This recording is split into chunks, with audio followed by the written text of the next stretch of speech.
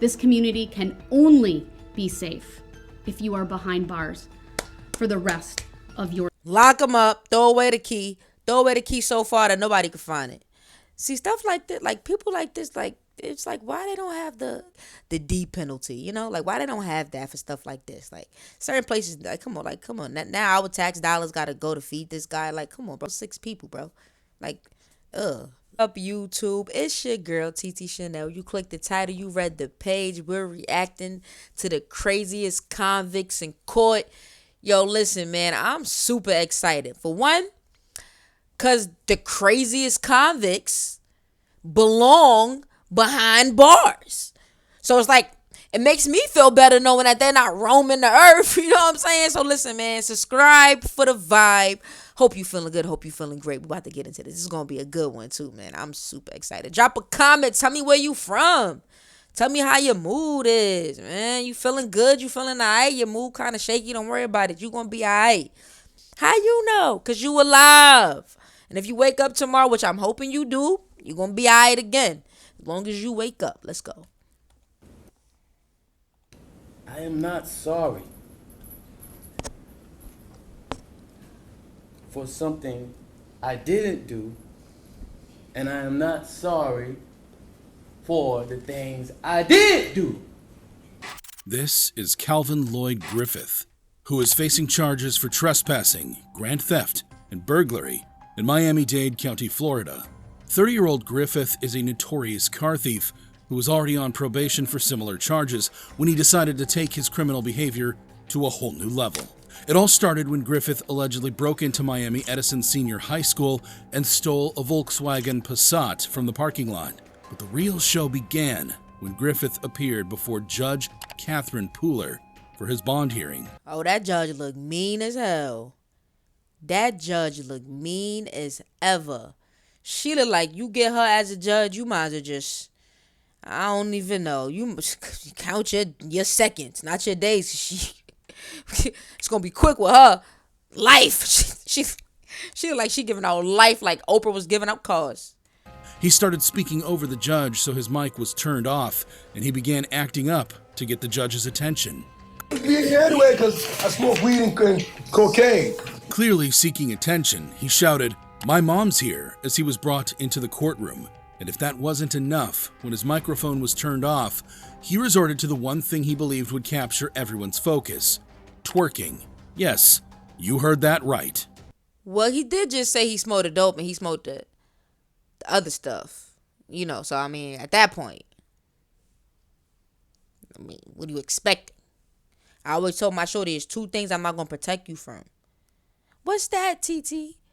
A psychopath and a crackhead. I'm not protecting you from a crackhead. Like, we both have to run. Like, we should run. Like, they're crazy. You know what I'm saying? Like, we gotta run. We gotta go. A psychopath? Nah. Think I'm gonna sit there and go back and forth with a psychopath? Let's go. Let's get out of here and let's figure some things out. You know what I'm saying? We out. Anything else? I could probably, you know what I'm saying? I'll probably jump in front of you. I got this. Don't worry about it. Do my 1s and 2s. Find something. If I can't beat them, find something. Hit them with it. You know what I'm saying? But psychopaths and crackheads, I ain't playing around with. And that's what he get me. So, no.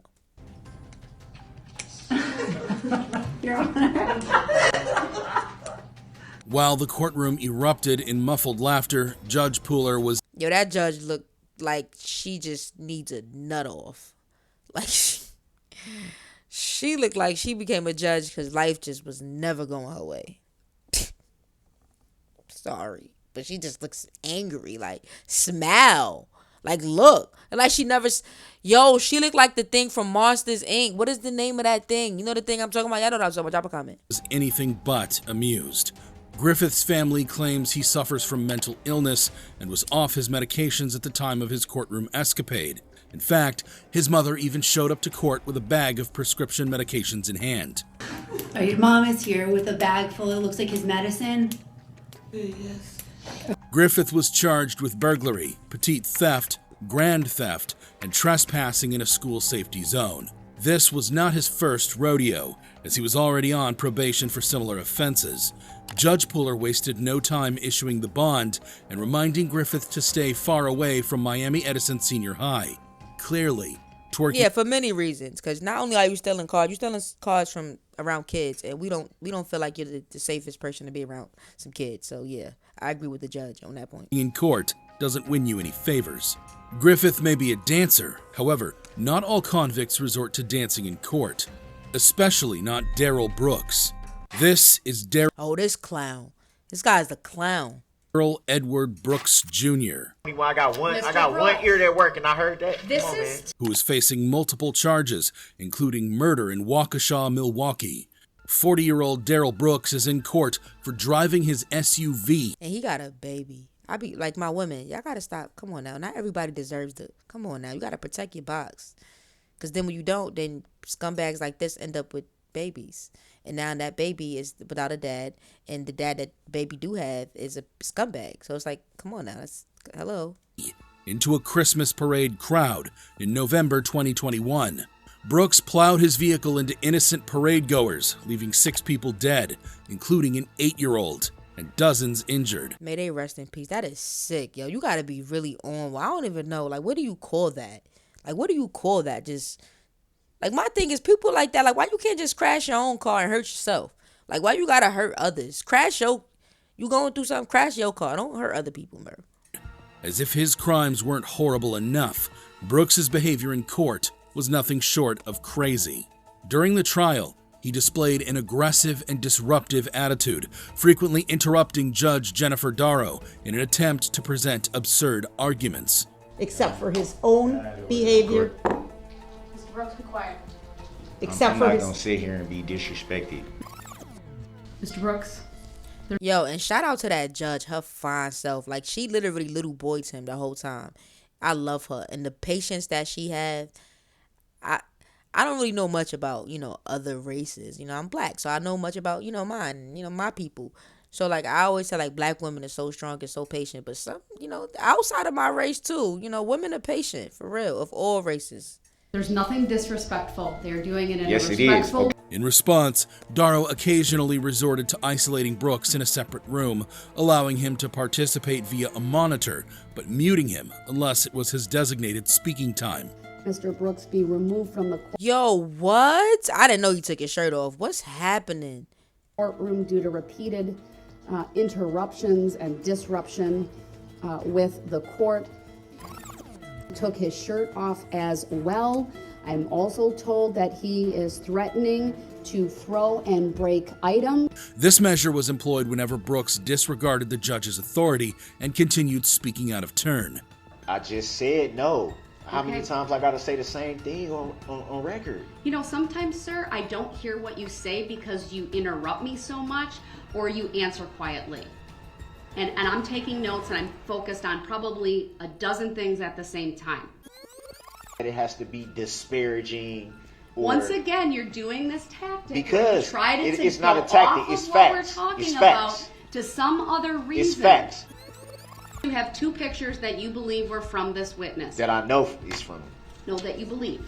That I know.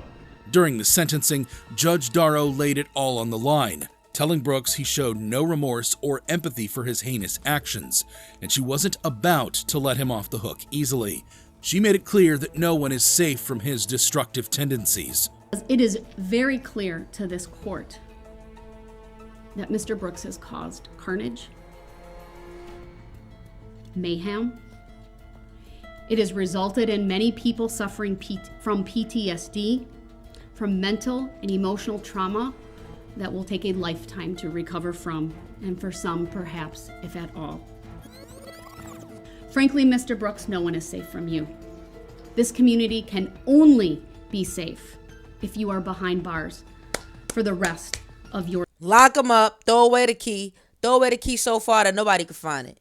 See, stuff like that, like people like this, like, it's like, why they don't have the I don't want to say it because I don't want to get demonetized, but like the D penalty, like why they don't have that for stuff like this? Like certain places, like come on. Now our tax dollars got to go to feed this guy. Like, come on, bro. He killed 6 people, bro. Like, like you want to just, your life. Brooks took the opportunity to address the court. He rambled on for over 2 hours, wondering why this tragedy happened and how life had strayed so far from what it should be. He claimed he had no anger and promised not to throw shots at anyone, but he threw shots anyway. He verbally attacked the district attorney, refusing to respect how she did her job. How could life ever get this far away from what it should be? I know who I am. God knows who I am. I had to look inside myself and understand why the comments was being made. Brooks's family tried to argue about his mental state, but the judge shut that argument down quickly. She stated that mental health wasn't an excuse for Brooks's actions. She clarified that he knew the difference between right and wrong, and his heart was bent on evil. After a nail-biting trial, the jury found Brooks guilty on all 76 counts related to the attack, including 6 counts of first-degree Lock him up. intentional homicide, recklessly endangering safety with a dangerous weapon. However bad you think Brooks's case was, it can't be compared to the shocking case of Shanell Angialu. This What? Because that was bad. So it gets worse? Lock him up. is 25-year-old Shanell Angialu, a member They getting younger and younger.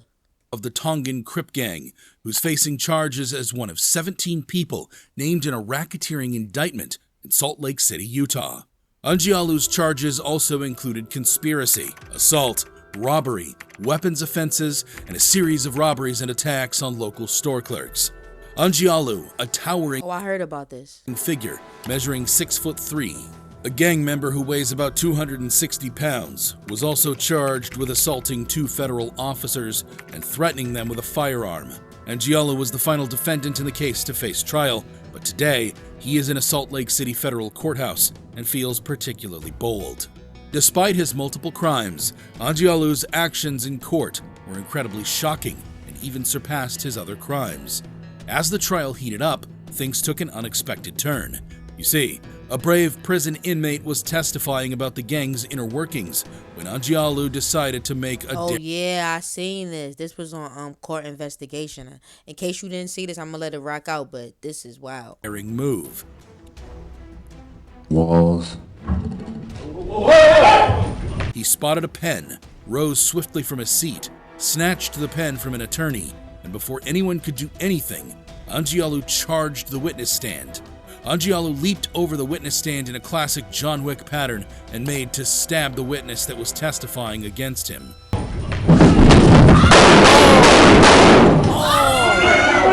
Oh, nah, the other one I seen didn't show it. This showed it. Wow. Definitely gonna have to blur that out. Yo, get at my Patreon, or you could just go and, do your thing. But that's wow. I did not think they was gonna show that. Wow. Drop it out of your hand. Luckily, a U.S. Marshal took action before anyone could fully comprehend what was happening.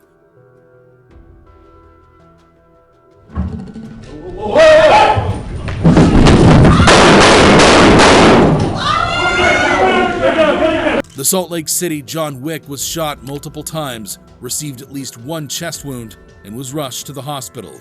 You must be really crazy to pull such a stunt in a courtroom with a U.S. Marshal present. Thankfully, no one else was harmed, as the intended target narrowly escaped the pen-wielding assault.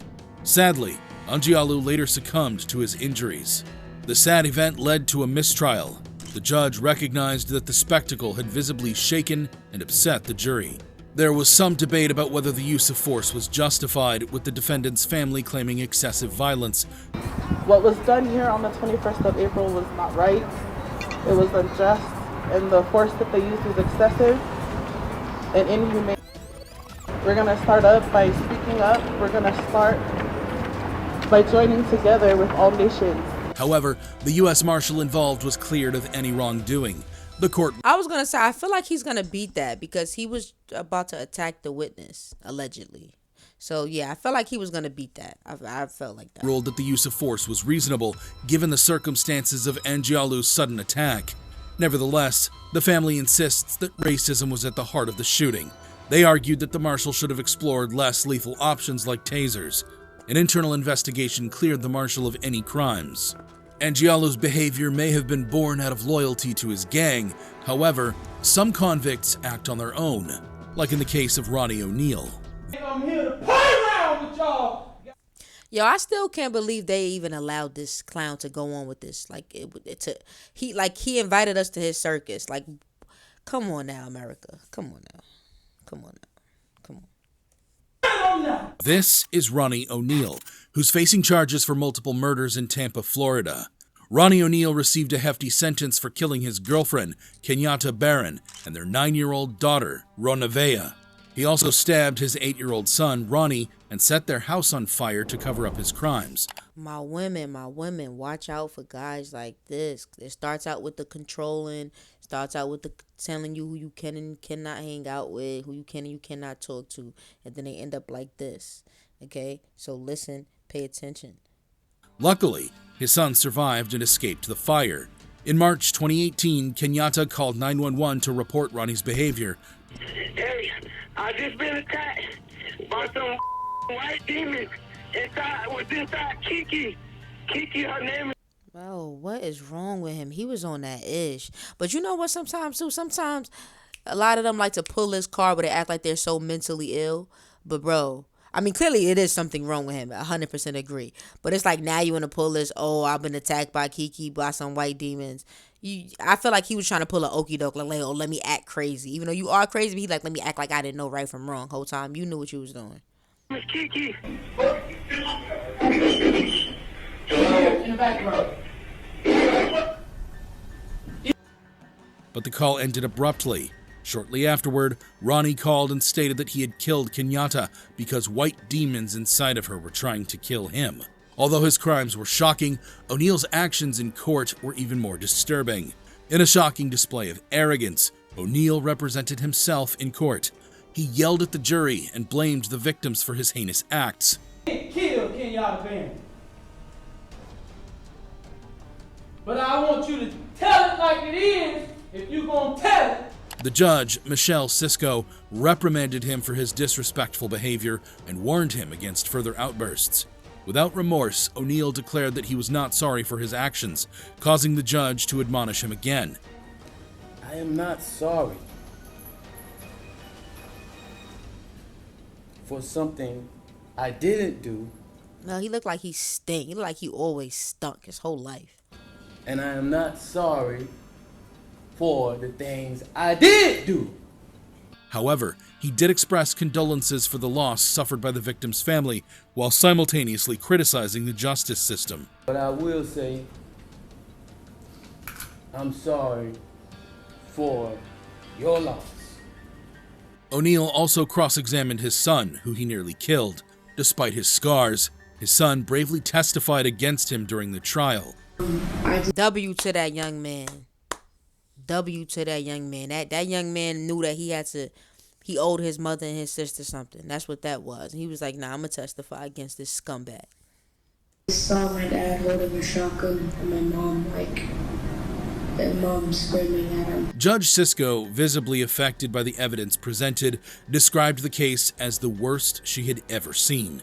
19 years I've been at this job. I've seen human beings killed at the hands of others in every way imaginable. You name it, I've seen it. Shootings, stabbings, drownings, suffocatings, blown apart by cars, some DUI manslaughter cases, horrible things. This is the worst case I have ever seen as far as the facts. People in Florida are, wow. I don't know if it's something in the water. I don't know if it's because it's always hot and there's not a good balance where it's just the sunshine stays, so everybody just so sick of being happy that they just start getting sad and losing it. I don't know, but people in Florida are crazy. I'm telling you, most of the reaction videos that I do, they be in Florida, and like when it comes to the news, and they be crazy. If you in Florida, be safe, okay? Thoughts and prayers to you. The jury recommended a life sentence without parole. In the end, Judge Cisco followed the recommendation of the jury. O'Neal was sentenced to 3 consecutive life sentences without parole for the murder charges, as well as 30 years for arson and 30 years for each aggravated child abuse, amounting to a total of 90 additional years in prison. State of Florida versus Ronnie. Yo, I get it. You want him to do life in prison, but they be dragging it 90 years in prison. Like, come on, bro. He's 40, whatever age. Like, he's not gonna be 90. It's like they just be throwing out years. O'Neill III, case number 18 CF 4019, division, trial division 1. Verdict form, death penalty. If your vote to impose death is less than unanimous, the trial court shall impose a sentence of life without the possibility of parole. O'Neill's request for a new trial was denied. Despite claims of being denied the opportunity to testify, the court rejected his defense. O'Neill blamed his actions on white demons. However, some convicts have drugs to blame, like in the case of Daniel Nicholson. Oh yeah, I seen this. That was wild. I don't even want to look at that again. He was in Australia bugging. Shout out to the lads. Is that the end of it? Oh nah, hold on. Months and 18 days in prison, with a non-parole period of 1 year. If you thought these reactions were shocking, you'd be amazed at this video of the craziest courtroom escapes. Oh, we gotta watch that next. Subscribe for the vibe.